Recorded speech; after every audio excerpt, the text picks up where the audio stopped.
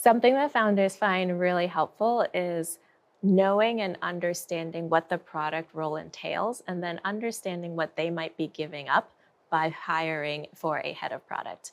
Um, a lot of founders really like the ability, for instance, to dictate what the engineers are building next, right? Because that's all part of their broader strategy that they've got in their mind.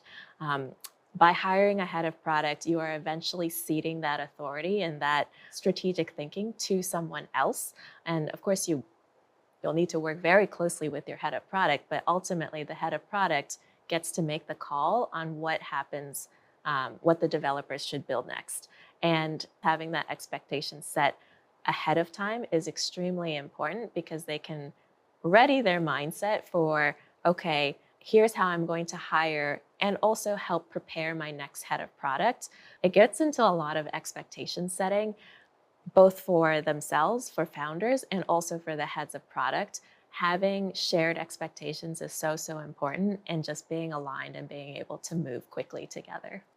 I once read an article that said the head of product or CPO role to a founder CEO is one of the hardest jobs because of this traditional nature we see of two ideas people or two executors being potentially in conflict when in reality, the CEO has the say at the end of the day. And so as a CPO, it can be really frustrating if you come into the role thinking that you're the ideas person, when in reality, you are here to execute on a set of outcomes. It's important to have almost a co-founder type relationship for the trust that's needed, for the respect of each other's complementary skill sets that are needed.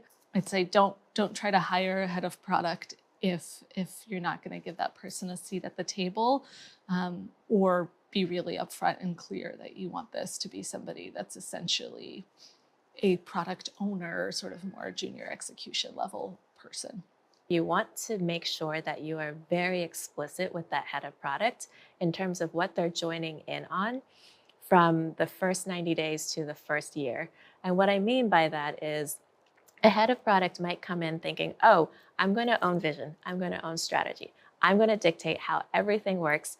And that's not necessarily wrong over time, but at the very beginning of what they're doing when they first join your startup, it's going to be a lot of learning from you, from your customers, and from everybody else in the company.